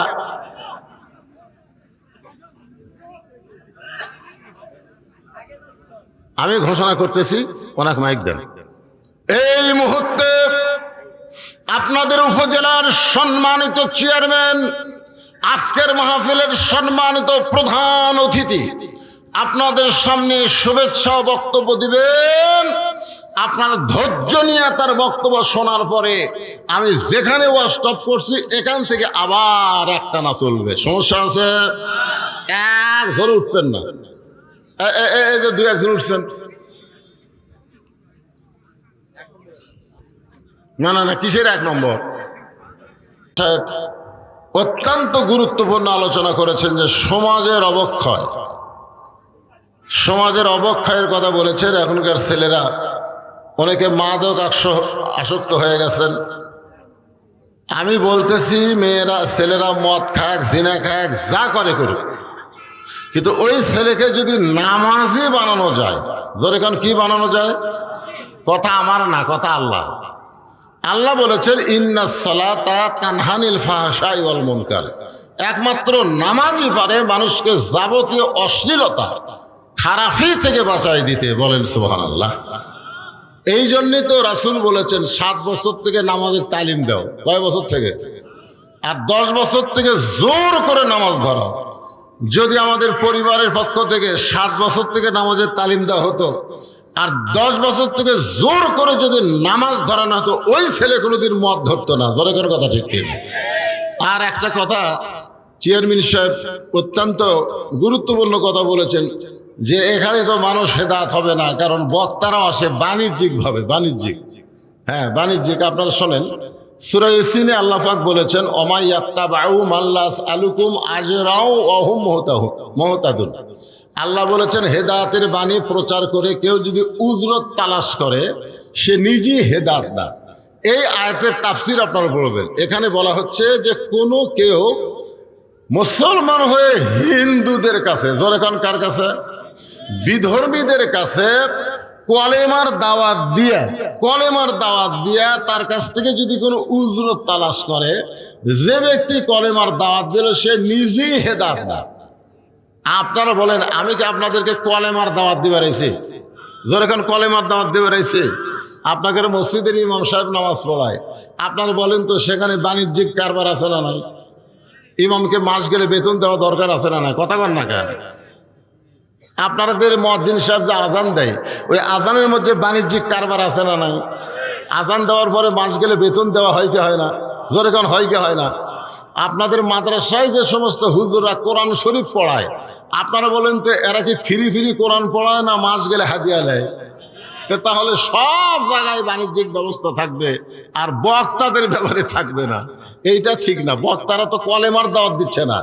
আমরা সবাই কলেমা গ্রহণকারী মুসলমান, আমাদেরকে কলেমাটা ঠিক কেমনে রাখতে হবে এই বিষয়ে বক্তারা আলোচনা করে। জোরে কোন কথা ঠিক কিনা? হ্যাঁ, আপনারা খুব খেয়াল করবেন। তো এখানে আল্লাহ এখানে মেয়েটা বলতেছেন আমার সবচাইতে বড় অপরাধ হলো আমি 6 বছর বয়সে ঈমান গ্রহণ করেছি। শুধুমাত্র ঈমান গ্রহণ করার অপরাধে 12 বছর আমাকে জেলখানায় বন্দি জীবন কাটাতে হয়েছে। ভাইজান এই কথাটা আপনারা একটু খেয়াল করবেন। মেয়েটা কিন্তু বলে নাই যে আমি ঈমানের কলেমা পড়েছি। মেয়েটা কিন্তু বলে নাই যে ঈমানের কলেমা পড়েছে। মেয়েটা বলতেছে আমি ঈমানকে গ্রহণ করছি। আপনারা বলেন তো ঈমানের কলেমা পড়া আর ঈমানকে গ্রহণ করা এই দুইটা কি এক? যুদ্ধের সময় আমাদের এলাকার অনেক হিন্দুরা ঈমানের কলেমা পড়ছে। অনেক হিন্দুরা আর্মি দেখলে, পাকিস্তানের সৈন্য দেখলে তারা মুসলমানের চাইতে বেশি জিকির করছে, লা ইলাহা ইল্লাল্লাহ, লা ইলাহা ইল্লাল্লাহ, লা ইলাহা ইল্লাল্লাহ। আরবিরা বলতো বিলকুল ঠিক হয়। আপনারা বলেন তারা কি ঈমান গ্রহণ করেছে? ওরা মুখে কলেমা পড়িছে। এক হিন্দু আমারে কইছে হুজুর মুসলমানের কলমার দাম আছে। আমি কইলাম তুমি হিন্দু হয়ে মুসলমানের কলমার দাম কেমনে বুঝলে? বলি এই কলমা মুখে জারি রাখার কারণে আর্মির গুলি থেকে বাঁচা গেছে। আমি কইলাম ভাইজান শুধু কলেমা মুখে জারি রাখার কারণে আর্মির গুলির থেকে তুমি বাইচে গেছো। ওই কলেমা যদি কলিজার মধ্যে গ্রহণ করতা তাহলে জাহান্নামের আগুন থেকে আল্লাহ তোমারে বাঁচায় দিত। এই জন্য ঈমান গ্রহণ করতে গেলে আমাদেরকে 3টা জিনিস খেয়াল করা লাগবে। আপনার কি বিরক্ত হচ্ছেন? তাহলে যে ফাঁকা জায়গাটা আপনারা বন্ধ করলেন না কি জন্যে? এই আপনারা মনে করতেছেন যে কাজ কামের দিন আমি সারা রাত ওয়াজ করবো, একটা সময় হঠাৎ শেষ করে দেবো, আপনারা আফসোস করবেন কেন এত তাড়াতাড়ি শেষ হলো কেন? ভাইজান এই জায়গাগুলো ফাঁকা করেন, পুরা করেন। আসেন, করোনার সময় আমরা বলছি ফাঁকা হয়ে বসেন, এখন আর করোনা আছে নাকি? আপনারা বলেন তো, করোনার সময় মুখে মাস্ক না দিয়ে কেউ বার হয়েছে? কেন হয়নি? আইন কে করছে? আল্লাহ না সরকার? যখন আল্লাহ না সরকার? আল্লাহ করছে। সরকারের পুলিশ, সরকারের আইন বাহিনী মুখে যদি মাস্ক না দেখতো তার 200 টাকা 500 টাকা 1000 টাকা জরিমানা করতো। তাহলে ইচ্ছা করলে সরকার পারে, জোরে কোন পারে কি পারে না? যেই সরকার করোনার সময় মুখে মাস্ক পরাবার পারে, সেই সরকার ইচ্ছা করলে বাংলার মুসলমানকে নামাজ ধরাবার পারে, জোরে কোন কথা ঠিক কিনা? উপজেলা চেয়ারম্যান বলল সরকার সব পারে না।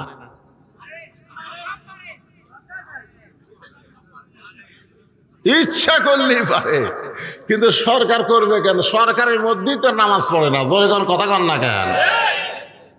আজকে মদের বিরুদ্ধে কথা বলা হচ্ছে যে যুবকেরা মদ পান করতেছে, অনেক নেতারা পর্যন্ত মদ পান করে, জোরে কোন কথা ঠিক কিনা?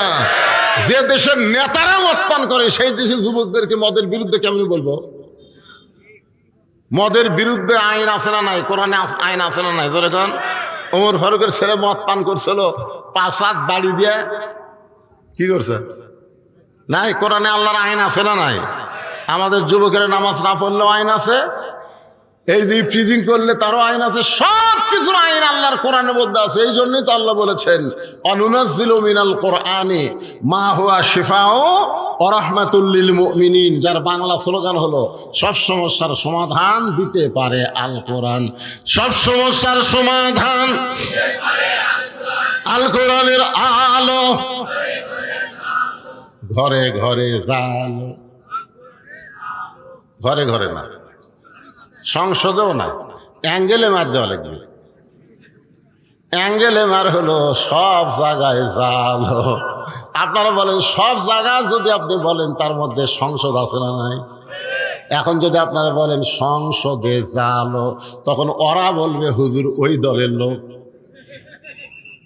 আমরা কোরআনের মাহফিলে এসে এক দল করবো না, সব মুসলমান এক দলের মধ্যে চলে আসবো, জোরে কোন কথা ঠিক কিনা? আপনারা বলেন তো মসজিদের মধ্যে ঢুকলে আমরা কয় দল? জোরে কোন কয় দল? আওয়ামী লীগ, বিএনপি, জাতীয় পার্টি, জামাত সবাই মিলে দেখবেন কাতার সোজা করতেছে।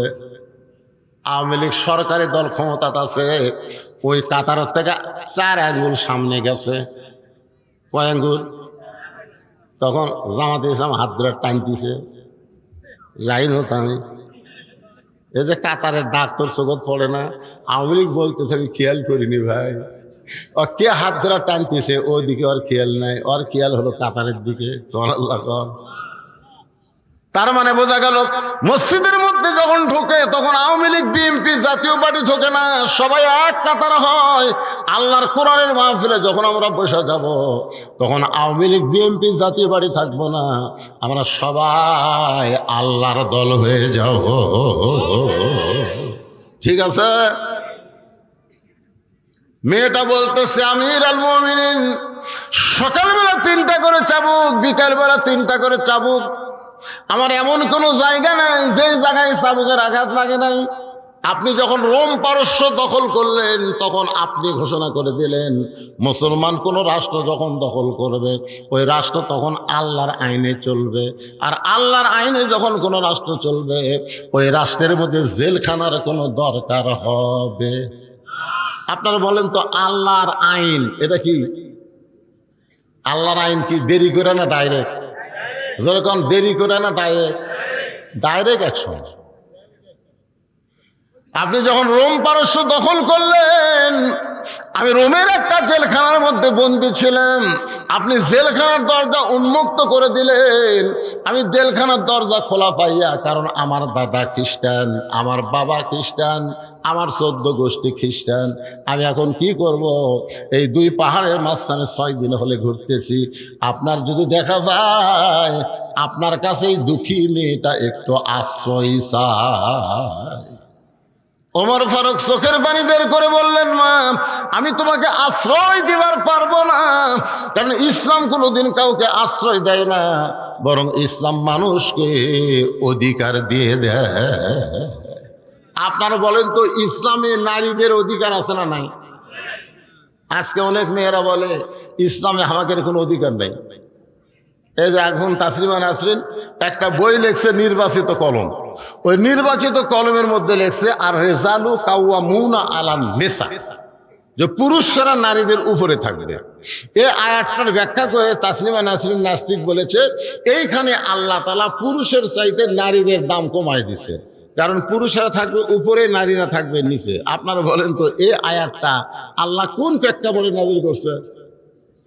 নারী যদি মা হয় তাহলে নারীর দাম বাবার চাইতে অনেক বেশি। জোরে কোন কথা ঠিক কিনা? নারী যদি মেয়ে হয় তাহলে ছেলের চাইতে মেয়ের দাম কম না বেশি? কিন্তু নারী যদি বউ হয়, ওই জায়গাতে একটু আল্লাহ বলছে স্বামী একটু উপরে থাকবে, বউ একটু নিচে থাকবে। আপনারা কি বইয়ের উপরে থাকেন না নিচে যান? পদ্মার চরে জালা জালেন একটা অস্থায়ী ঘর বানাচ্ছে, টাটার ঘর। জালা মাছ ধরবে, ইলিশ মাছ, হঠাৎ একদিন উঠছে ধরে, এত জোরে ঘর উঠছে বুঝলেন, খালি ধুলাবালি দিয়া 1-1 ঘন্টা হয় ঘর থামে না। স্বামী জালা বলতেছে, বউ রে, আমার তো পেশাব লাগছে, আমি কি করি? বউ বলতেছে, দরজা খোলা যাবে না, কারণ বাইরের বালি এসে ঘর মাখা যাবে। স্বামী বলতেছে, তাহলে ঘরের মধ্যে পেশাব করি। বউ কয়ে, এত বড় মানুষ ঘরে পেশাব করলে দুর্গন্ধ হবে। স্বামী বলে, তাহলে করি কি রে?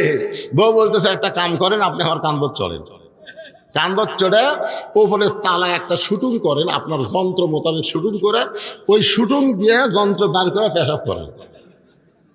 স্বামী পেশাব করার 1 ঘন্টা পর আর ঘর থামে না। বউ বলে, আমার ওতে পেশাব লাগছে। স্বামী বলতে, শুটুং তো করা আছে, তুমি আমার কান্দে চলো, শুটুং দিয়ে পেশাব করো। এবার বউ স্বামীর কান্দে চড়ে পেশাব করে, পেশাব শুটুং দিয়ে বাইরে না যায়, স্বামীর বুক ভিজে যায়। স্বামী চিল্লায় বলে, বউ রে, পেশাব করিস কোন জায়গা, তারপরে কোন জায়গায়? বউ চিল্লায় বলে, মরার স্বামী জানো না, সব জায়গায় সমান অধিকার চলে না। আপনারা বলেন তো, মেয়েদের অধিকার ইসলামে আছে না নাই? আছে না নাই? ওমর ফারুক বললেন, মা, এখন তোমার বয়স কত? মেয়েটা বলতেছে, 6 বছর বয়সে ঈমান গ্রহণ করেছি, আর 12 বছর জেলখানায় বন্দি জীবন কাটাইছি। এই মুহূর্তে আমার বয়স হলো 18 বছর। ওমর ফারুক বললেন, মা, 18 বছরের একজন মেয়ের জন্যে ইসলামের 1 নম্বর অধিকার হলো ভালো একটা ছেলের সাথে বিয়া বসা। কি ছেলে? আপনারা কি আমার কথা বুঝতে পারেন? কি ছেলে? ভালো ছেলে। বিয়াতে বিমান নেয়, মহারণা নগদ। জোরে কন। বিয়াতে বিমান নেয় না, মহারণা নগদ দেয়, এরা হলো ভালো ছেলে। আপনাদের ধামুরহাটের খবর কি?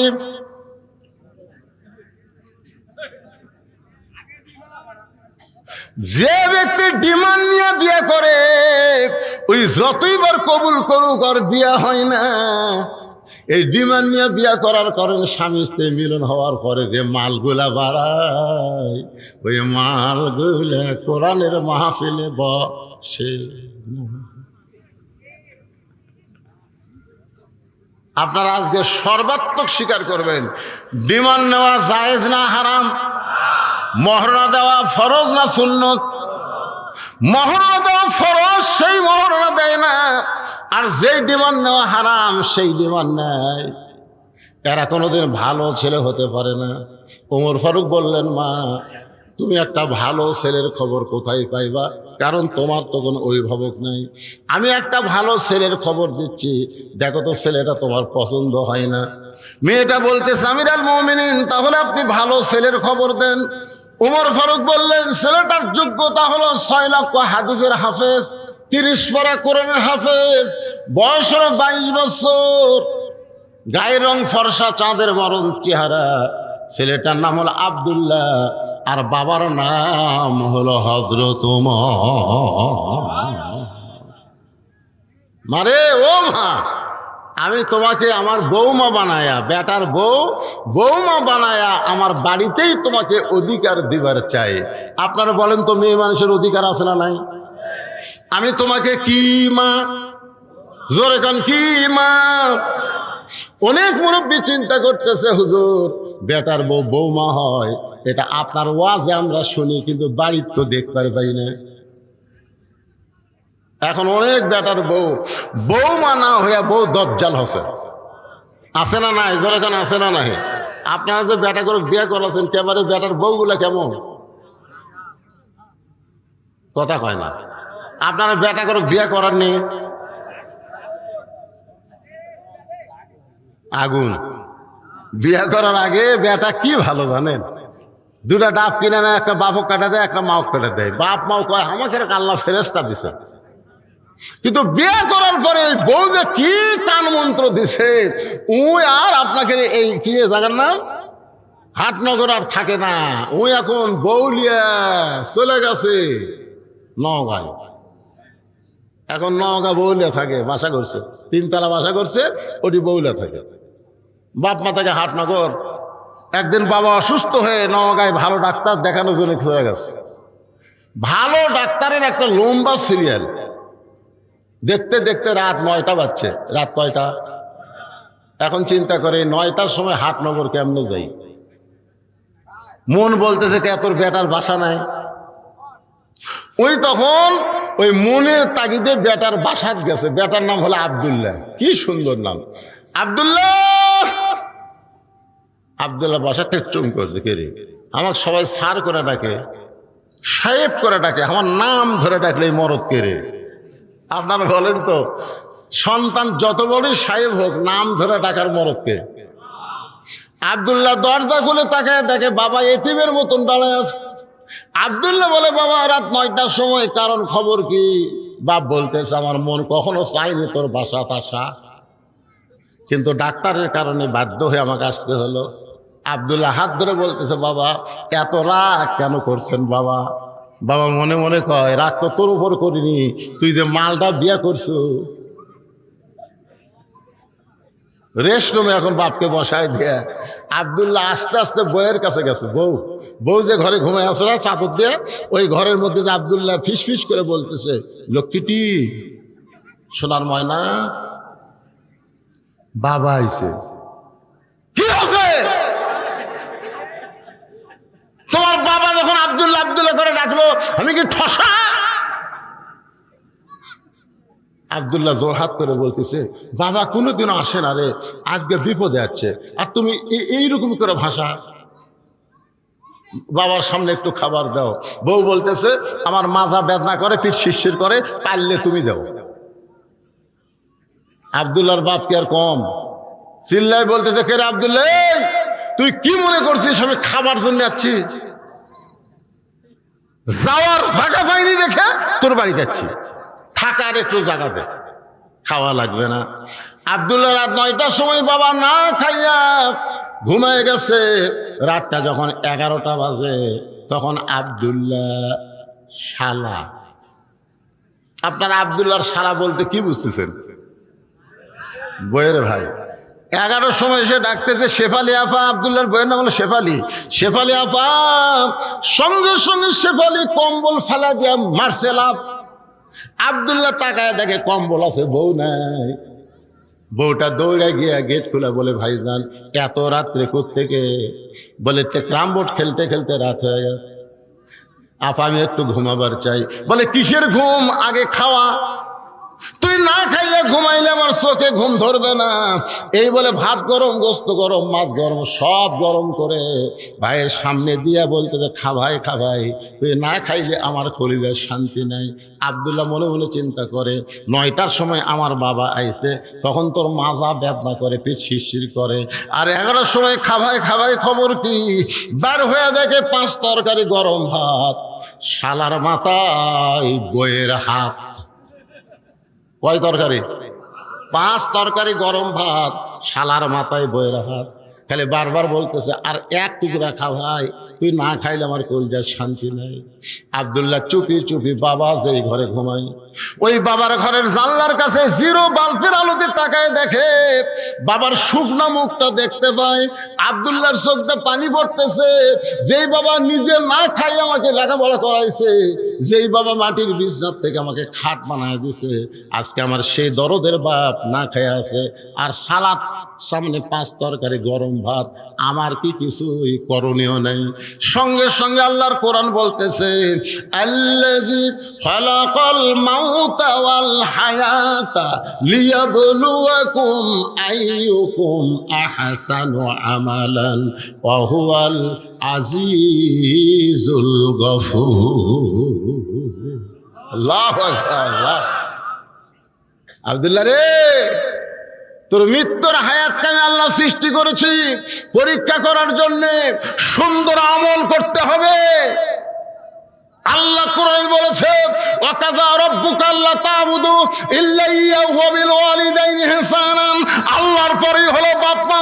তোর সেই বাপ না খেয়ে ঘুম পাড়তেছে, তোর শালার সামনে 5 তরকারি গরম ভাত, তোর কি করার কিছুই নাই?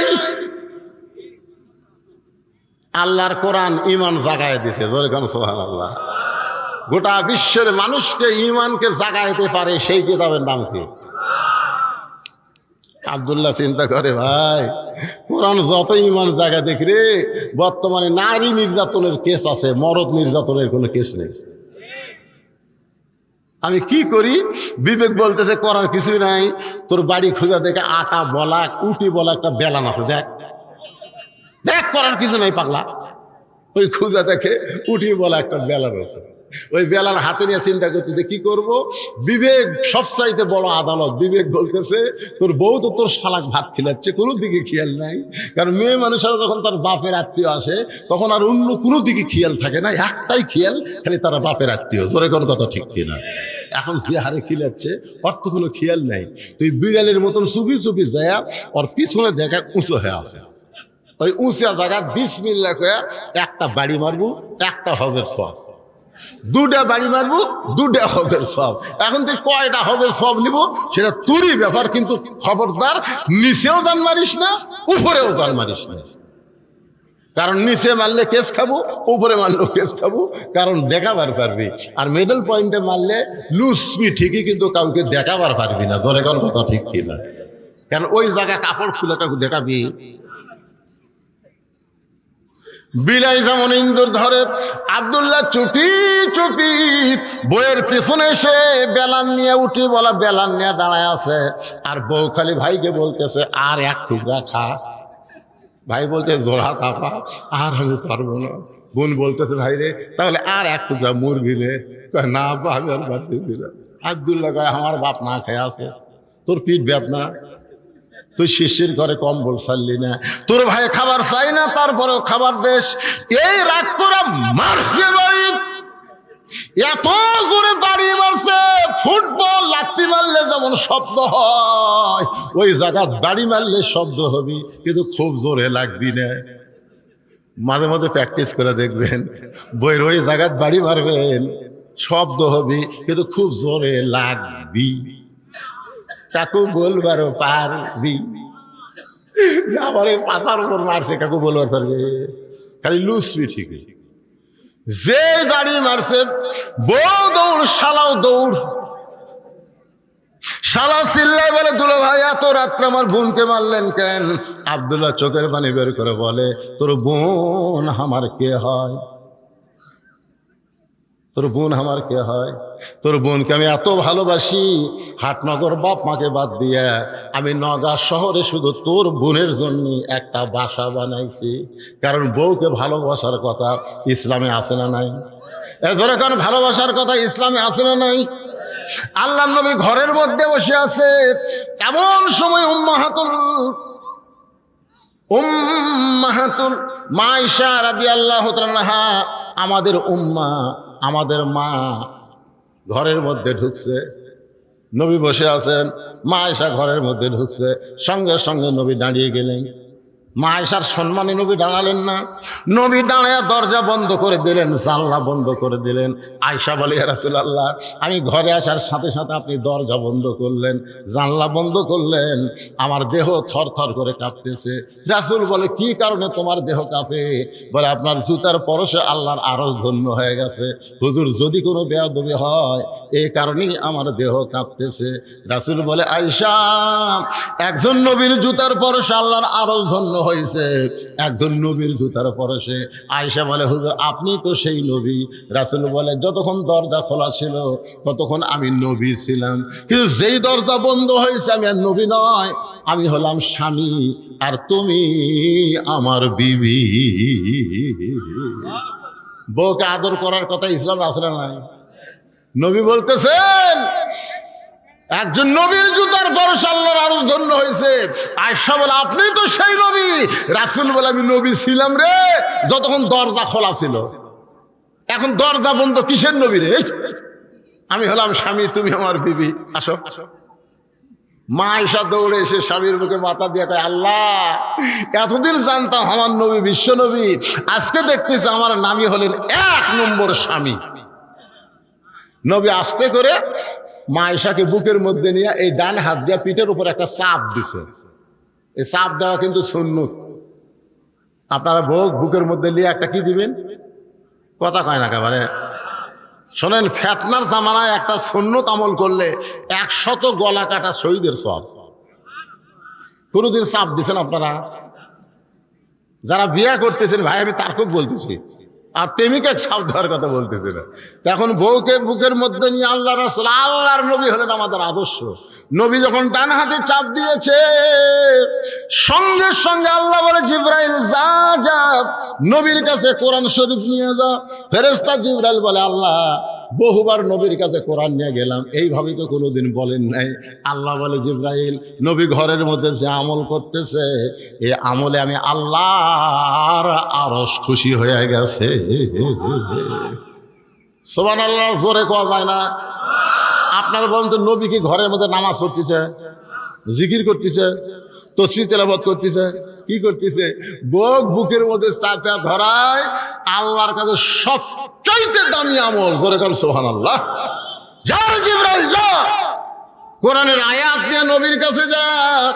ফেরেশতা জিবরাইল কোরআনের আয়াত নিয়ে নবীর বাড়ির পাশে দাঁড়িয়ে বলতেছে, আসসালামু আলাইকা ইয়া রাসূলুল্লাহ। নবী আয়েশাকে বুকের মধ্যে নিয়ে চমকে উঠলেন। আয়েশা বলে, হুজুর, আপনি চমকালেন কেন? বলে, ফেরেশতা জিবরাইল আমাকে সালাম দিল। আয়েশা বলতেছে, এই সময় ফেরেশতা আসার টাইম হলো। কারণ বউ যখন স্বামীর বুকের মধ্যে থাকে, মনে হয় বউটা জান্নাতের মধ্যে আছে। জোরে কোন কথা ঠিক না? আল্লাহ রাসূল বলে, আয়েশা, জিবরাইল নিজের ইচ্ছায় কোনোদিন আসে না, জিবরাইল আল্লাহর হুকুমে আসে। দেখি জিবরাইল কি জন্য আইছে। নবী বললেন, জিবরাইল কারণ কি? জিবরাইল বলে, হুজুর, ঘরের মধ্যে কি করতেছেন আমি জানি না, তবে আল্লাহ পাক আমাকে জানাইছে যে আমল করতেছেন আল্লাহর আরশ খুশি হয়ে গেছে। আল্লাহ কোরআনের আয়াত নাজিল করেছে, হুন্না পড়েন, হুন্না লিবাসুল লাকুম ওয়া আনতুম লিবাসুল লাহুন্না। তোর বোন আমার বউ হয় রে, সে আদরের বউকে আমি কেন মারলাম? আয়, শালা বলতেছে, আমাকেও মারবেন নাকি? বলে, তোকে মারবো না, তোকে একটু দেখাবার চাই, আয়। এবার শালার হাত ধরে বাবা যে ঘরে ঘুমায়, ওই ঘরের জানলার কাছে নিয়ে গিয়ে বলতেছে, দেখ তো ভিতরে কে। শালা বলতেছে, আপনার বাবা কখন আইছে দুলা ভাই? আপনার বাবা কখন আইছে? আব্দুল্লাহ বলতেছে 9টার সময় আইছে, তোর বোন কইছে মাজা বেদনা পিঠ শিরশির করে, আমার বাবার সামনে খাবার দেয়নি বলে বাবা রাগ করে না খেয়ে ঘুমায় গেছে।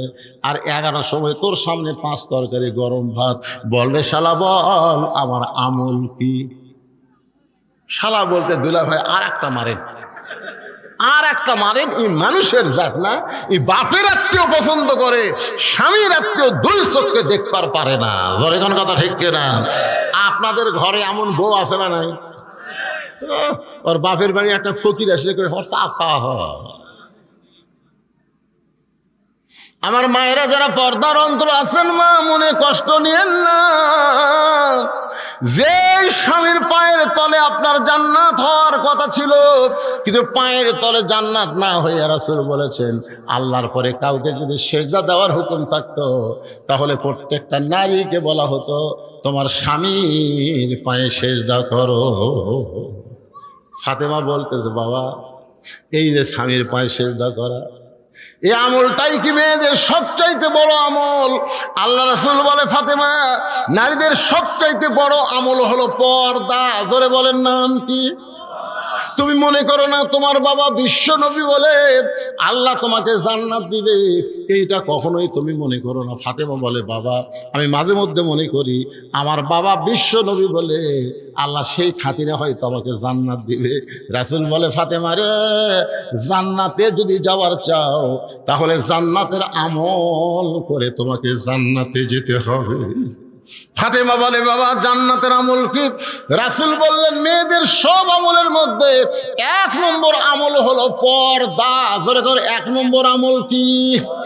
আমার মায়েরা যারা পর্দার অন্তরালে একটু মনোযোগ দিয়ে শোনেন। গভীর রাত্রে হযরত আলীকে বুকের মধ্যে নিয়ে ফাতেমা ছোট বাচ্চার মতন কাঁদতেছে। আলী বলে ফাতেমা কান্দার কারণ? বলে ওগো স্বামী, আল্লাহ পাক আমার দোয়া কবুল করেছে, আজকে রাতের বেলায় আমার মৃত্যু হবে। যেই বলেছে রাতের বেলা মৃত্যু হবে, গাছের গোড়া কাটলে গাছটা যেমন পড়ে যায়, হযরত আলী তেমনি পড়ে গেলেন ঘরের মাজায়। মা ফাতেমা মুচকি মুচকি হেসে স্বামীর কপালে একটা চুমা দিয়ে বলে স্বামী গো, আমি এতদিন ধরে জানতাম আপনি হলেন পৃথিবীর সবচাইতে বড় আলেম, আমি এতদিন ধরে জানতাম আপনি পৃথিবীর সবচাইতে বড় বীর। মরার খবর শুনে আপনি কেন কাঁদতেছেন? কারণ দুনিয়াতে মানুষ এসেছে থাকার জন্যে না, মানুষ এসেছে যাওয়ার জন্যে। আপনারা বলেন তো, 2 জন চাষ করলে গল্প করতেছে, অমুকের ফাঁসি হলো রে, অমুকের ফাঁসি হবি। আমি দৌড়ে গিয়ে বললাম কে ভাই, তোমরা যে গল্প করতেছো অমুকের ফাঁসি হলো অমুকের ফাঁসি হবি, তোমার যে মৃত্যু হবি। যতদিন ঘুষের চাকরি আছিল তখনই তওবা করেনি, এখন চাকরি শেষ আর ঘুষ খাওয়ার পারবি না, তখনই তওবা করতেছে।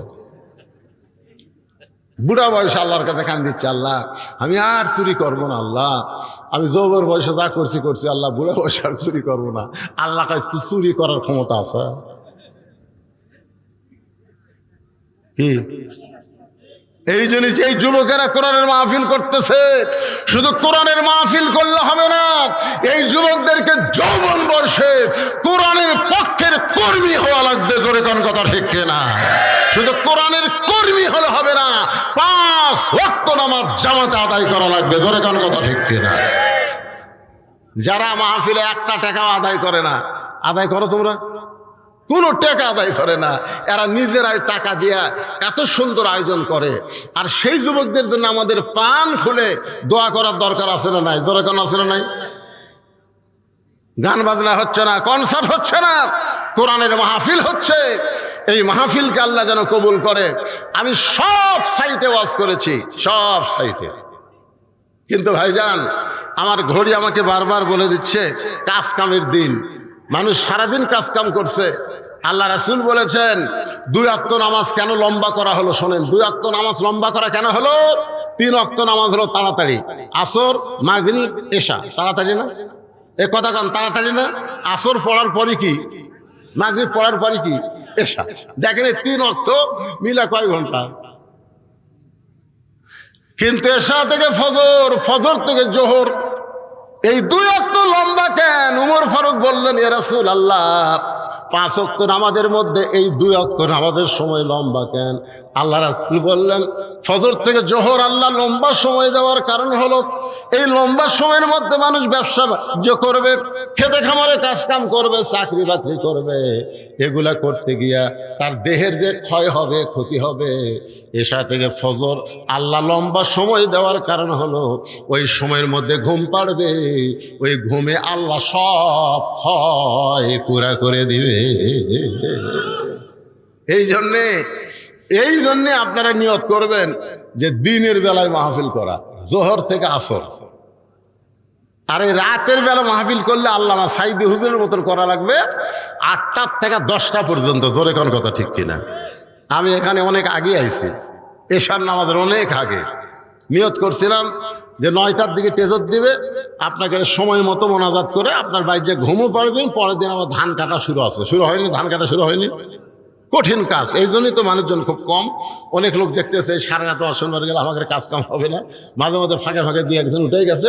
তা আমাদের মন টার্গেট হলো এই ছেলেদের জন্য আমরা দোয়া করব প্রত্যেক বছর আল্লাহ যেন এমন করে একটা কোরআনের বাগান লাগাতে পারে। সকলে বলে আল্লাহুম্মা আমিন।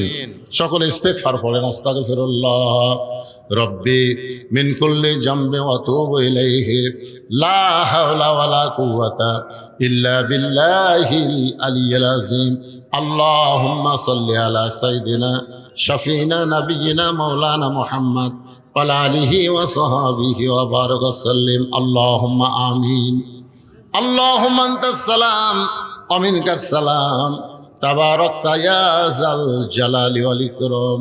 আয় আল্লাহ, মাগরিবের নামাজের পর থেকে অনেক রাত পর্যন্ত তোমার পাগল বান্দারা আরামের বাড়ি ঘুমকে বাদ দিয়া কোরআন হাদিসের মহব্বত কলিজার মধ্যে নিয়ে এই জান্নাতের বাগানে বসে বসে কোরআন হাদিসের আলোচনা শোনার শেষে আমি গুনাহগারের সঙ্গে রহমতের দরজায় ফকির হয়ে দোকানা হাত তুলেছি। আল্লাহ মেহেরবানি করে আজকের মাহফিল আমাদের সকলের হেদায়েতের জন্যে, নাজাতের জন্যে, জান্নাতের জন্যে কবুল করে নাও। এই মাহফিলের শুরু থেকে শেষ পর্যন্ত যত আলোচনা হয়েছে এর মধ্যে যদি ত্রুটি হয়, ভুল হয়, মাফ করে দাও। এর যা হাদিয়া মঞ্জুর করো সোনার মদিনায় নবী পাকের রওজা মুবারকে আল্লাহ তুমি কবুল করে নাও। তামাম আম্বিয়ায়ে কেরাম, আসহাবে কেরাম, তাবিঈন কেরাম, তাবা তাবিঈন কেরাম, তামাম পৃথিবীর মাটির নিচে যত মুমিন মুমিনাত আছে আল্লাহ সকলের আরওয়াফের হাদিয়া কবুল করো। আল্লাহ আমরা যারা হাত তুলেছি আমাদের জনম দুঃখনি মা যাদের কবরে চলে গেছে, ছোট্ট একটা শব্দ হলো মা, এ নামের মধ্যে যে কি মধু, যাদের মা নাই তারাই বুঝতেছে। এই দরদের মা যাদের কবরে গেছে আল্লাহ মেহেরবানি করে মায়ের কবরকে জান্নাতের টুকরা বানায় দাও। আমাদের দাদা দাদি নানা নানি আত্মীয় স্বজন কবরে চলে গেছে, আমাদের দরদের বাপ যাদের কবরের ঘরে চলে গেছে আল্লাহ মেহেরবানি করে কবরকে জান্নাতের টুকরা বানিয়ে দাও। যে ময়দানে গান হচ্ছিল, কনসার্ট হচ্ছিল আল্লাহ সেইগুলো বাদ দিয়া তোমার যেই সোনার যুবকেরা আজকে জান্নাতের বাগান লাগাইছে আল্লাহ এই সকল যুবকদেরকে 5 ওয়াক্ত নামাজি কবুল করে জান্নাতি কবুল করে না। আল্লাহ এই যুবকদেরকে যারা সর্বাত্মক সহযোগিতা করেছে আল্লাহ তাদেরকে কবুল করো। প্রত্যেক বছর এমন করে একটা জান্নাতের বাগান যেন লাগাইতে পারে এমন ইমানি শক্তি এই যুবকদেরকে দান করে দাও। আল্লাহ হাটনগর মাহফিলকে কবুল করো। আজকের মাহফিলের সম্মানিত সভাপতিকে কবুল করো, সহসভাপতি, প্রধান অতিথি, বিশেষ অতিথির আল্লাহ তুমি কবুল করো। আলেম ওলামার কবুল করো, হাজী সাহেবদের কবুল করো, মুরব্বীদের কবুল করো, যুবকদের কবুল করো, কচি কাচাদের কবুল করো। পর্দার অন্তরালের মা বোনেরা আবিদা সালেহা পর্দানি কবুল করে মা ফাতেমার চরিত্র দান করে দাও। ফিলিস্তিনের মুসলমানকে আল্লাহ তুমি হেফাজত করো। তোমার ঘরের জন্য যারা জীবন দিছে শহীদের মর্যাদা দান করে দাও। আহত যারা অবস্থা আছে আল্লাহ সুস্থ করে দাও। আবার বাংলাদেশের প্রতি রহমত বরকতের বৃষ্টি বর্জন করে দাও, বর্ষণ করো আল্লাহ। আল্লাহ আসমানের বেলা আসমানে নাও, জমিনের বেলা জমিনে ডাবায় দাও। মাঠে ময়দানে যে ফসলগুলো আছে আল্লাহ, সেই ফসলগুলো বরকতের সাথে তোমার বান্দা বান্দের ঘরে আসার তৌফিক দিয়ে দাও। আল্লাহ অসুস্থ অনেকে দোয়া চেয়েছে, কে কোন নিয়তে হাত তুলে আমিন আমিন করতেছে আল্লাহ সকলের নেক নিয়ত নিকাশা কবুল করো। আল্লাহ যুব শক্তিকে কবুল করো। এই মাহফিল কমিটির সভাপতি, মাহফিল কমিটির সেক্রেটারি, কেশিয়ার, মাহফিল কমিটির সদস্য, আল্লাহ সকলকেই তুমি জান্নাতি কবুল করে নাও। আল্লাহ কত মানুষের জানাজার নামাজ আমরা পড়েছি, এই দুই হাত দিয়ে কত কবরে আমরা মাটি দিয়েছি। একদিন আমরা সবাই মরে যাব, যেদিন আমাদের মৃত্যু হবে